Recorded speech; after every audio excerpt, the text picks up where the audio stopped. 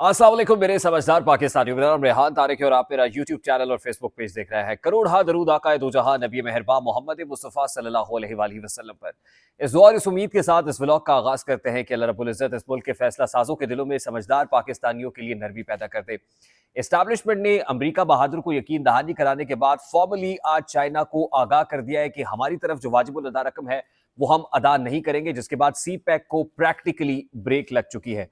Establishment ने America के कहने पर एक और प्लान पर अमल दरामद बहुत तेज कर दिया है। जरा ये कंफर्म कर रहे हैं कि आने वाले दिनों में अमरीकी असर रसूख के अंडर मुल्क में अहम सियासी तब्दीलियां रूनुमा होने जा रही हैं। ये अहम सियासी तब्दीलियां क्या होंगी, इस बारे में भी इस व्लॉग के अंदर डिस्कस करेंगे। गजा मार्च निकालने पर एक अहम शख्सियत पर मुकदमा दर्ज हुआ है। ना सिर्फ उस आम शख्सियत पर मुकदमा दर्ज हुआ है बल्कि उसके साथ उसके 300 साथियों पर भी FIR का इंदराज हुआ है। और ये FIR थाना कोसार में दर्ज की गई है क्योंकि थाना कोसार की हुदूद के अंदर ये मार्च हुआ, ये धरना हुआ, पुलिस ने लाठी चार्ज किया। उसमें पर्टिकुलरली एक बच्चे ने chief of the army staff general Asim Munir के नाम एक पैगाम भी भेजा था, माइक पर कुछ कहा था और ये भी वायरल हो गया था। ये मामला भी आज के इस व्लॉग में टेकअप करेंगे। और फिर आज ही साइफर केस के परखच्चे जज साहब ने उड़ाकर रख दिए हैं। दो जजेस साहिबान जिन्होंने आज साइफर केस की समाअत की है, जजेस ने साइफर केस के परखच्चे उड़ाकर रख दिए हैं। ये मामला भी आज के इस व्लॉग का हिस्सा होगा, लेकिन उससे पहले मैं इंतहाई अदब से आपसे रिक्वेस्ट करता हूं कि अगर आपने हमारा चैनल सब्सक्राइब नहीं किया तो चैनल को सब्सक्राइब कर लें। अगर वीडियो पसंद आए तो लाइक और शेयर करना इसलिए मत भूलिएगा कि इससे हमारा मैसेज तक पहुंचता है। और अगर बेल आइकन प्रेस करेंगे तो ऐसी बहुत सारी वीडियोस बर वक्त और तवातुर से आपकी निगाह से गुजरती रहेंगी। मेरे समझदार पाकिस्तानियों, सबसे पहले तो जस्टिस मियां गुल हसन औरंगजेब और जस्टिस आमिर फारूक की अदालत में साइफर केस के अगेंस्ट जो अपीलें इमरान खान की और शाह महमूद कुरैशी की लगी हुई थी, आज उसमें इंतहाई अहम मोड़ था। जो अहम रिमार्क्स जस्टिस मियां गुल हसन औरंगजेब की जानिब से सामने आए हैं, जो इमरान खान और शाह महमूद कुरैशी के लिए क्लीन चिट है, एक स्मूथ सेलिंग के लिए क्लियर पैसेज वे है, मैं वो रिमार्क्स आपके सामने रखता हूं।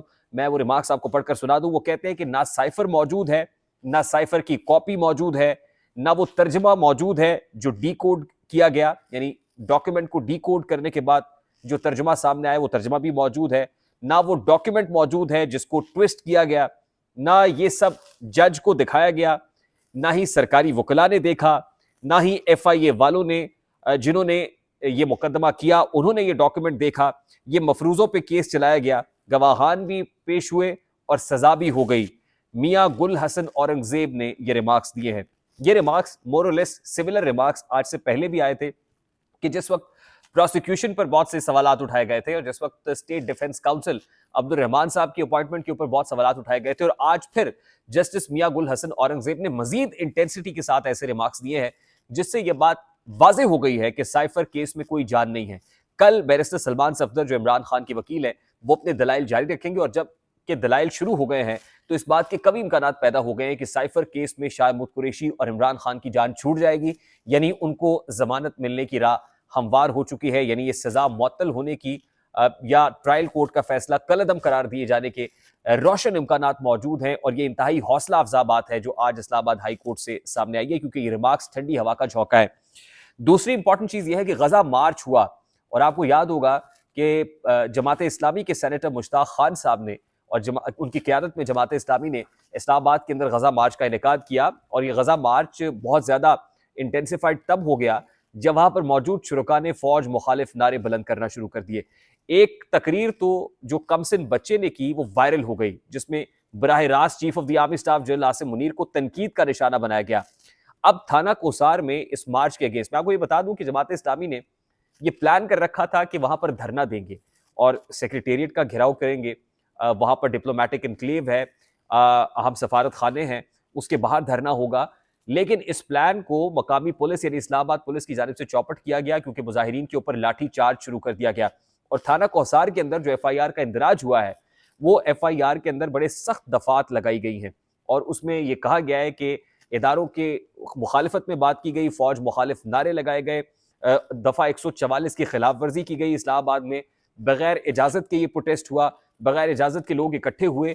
इसलिए ना सिर्फ मुश्ताक खान जो जमात इस्लामी के रहनुमा हैं उन पर, बल्कि उन समेत जो 300 शुरका और मुंतजमीन हैं इस गजा मार्च के, उनके ऊपर FIRs का इंदराज हो गया है। यानी गजा से इजहार यकजहती करना, फ़लस्तीनियों से इजहार यकजहती करना इन जो प्रोटेस्टर्स हैं उनको उनके गले का तौक बन गया है। और आज ना सिर्फ ये कि रियासत ने उन पर पहले लाठीचार्ज किया, पुलिस की जानिब से लाठीचार्ज किया गया, बल्कि आज जो इंतकामी कार्रवाई है वो भी कर दी गई है। ये बड़ी इंपॉर्टेंट चीज़ है। और आज की दो इंपॉर्टेंट खबरें, नंबर वन ये, और दूसरी ये कि मैंने आपको बताया था कि सी पैक का रास्ता मुकम्मल तौर पर बंद होता हुआ दिखाई दे रहा है, क्योंकि अमेरिका बहादुर से IMF के साथ खासतौर पर जो नेगोशिएशंस हुई और अमेरिकी सफीर डोनाल्ड ब्लूम को एतमाद में लिया गया। अमेरिकी सफीर डोनाल्ड ब्लूम को एतमाद में लेना इसलिए भी जरूरी था कि IMF के एग्जीक्यूटिव बोर्ड से इस मुआहिदे की मंजूरी होनी है। अभी स्टाफ लेवल एग्रीमेंट हुआ है और सिर्फ मीगर अमाउंट 1.1 बिलियन डॉलर्स की ये अमाउंट है, और उसके लिए स्टाफ लेवल एग्रीमेंट के बाद एग्जीक्यूटिव बोर्ड की मंजूरी, और एग्जीक्यूटिव बोर्ड के अंदर IMF के लिए अमेरिका के पास वीटो पार है, यानी अमेरिका वहां पर मौजूद है और अमेरिकी से प्रिवेल करेगी। अगर अमेरिका की तरफ से ग्रीन सिग्नल ये गो हेड होगा तो ये 1.1 बिलियन डॉलर मिलने हैं, अदरवाइज ये नहीं मिलेंगे। तो अमेरिका को यकीन दहानी कराई गई थी कि सी पैक जो चाइना के साथ स्ट्रेटेजिक पार्टनरशिप के अंदर हो रहा है उसमें चीन को रकम अदा नहीं की जाएगी और सी पैक को स्लो डाउन किया जाएगा।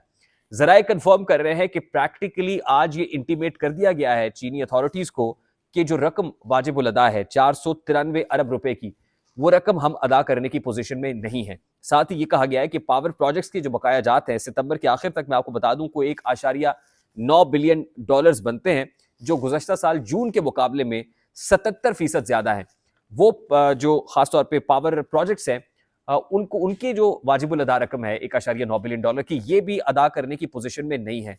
अब चीन का पारा खासा हाई है, चीन इसके ऊपर अच्छा खासा सीख पा है, क्योंकि पता चल गया है लोगों को कि अमेरिका बहादुर जो है वो इसके अंदर पड़ा हुआ है। और मैं आपको ये बता दूं कि पाकिस्तान में जो इस वक्त हालात हैं वो ऐसे बन रहे हैं जैसे कोल्ड वॉर के दौरान थे, यानी कोल्ड वॉर में पाकिस्तान ने अमेरिकी एंड को सपोर्ट किया था।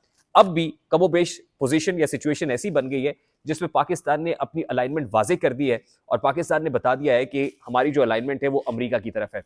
मैं आपको बता दूं कि पाकिस्तान पीपल्स पार्टी और पाकिस्तान मुस्लिम लीग नून के माबैन एक मिसाक जमहूरियत हुआ था 2006 में।